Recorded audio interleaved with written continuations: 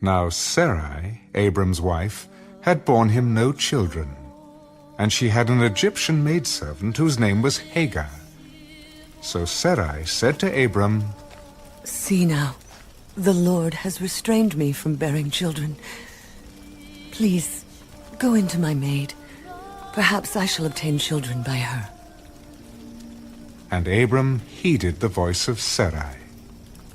Then Sarai, Abram's wife, took Hagar, her maid, the Egyptian, and gave her to her husband, Abram, to be his wife, after Abram had dwelt 10 years in the land of Canaan.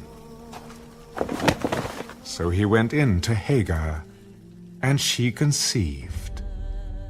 And when she saw that she had conceived, her mistress became despised in her eyes.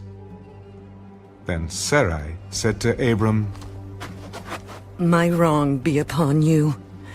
I gave my maid into your embrace, and when she saw that she had conceived, I became despised in her eyes. The Lord judge between you and me." Indeed.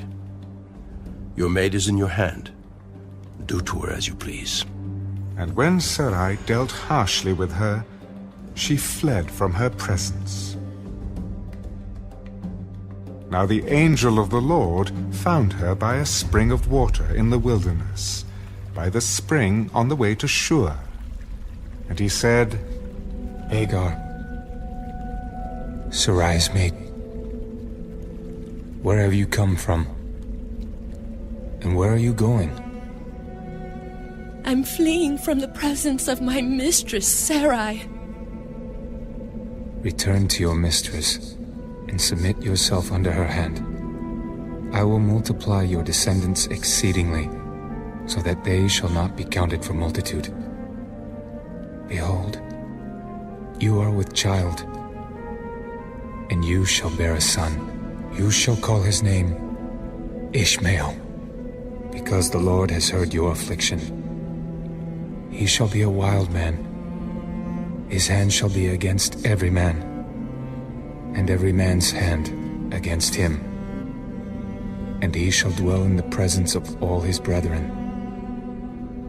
Then she called the name of the Lord who spoke to her, "You are the God who sees."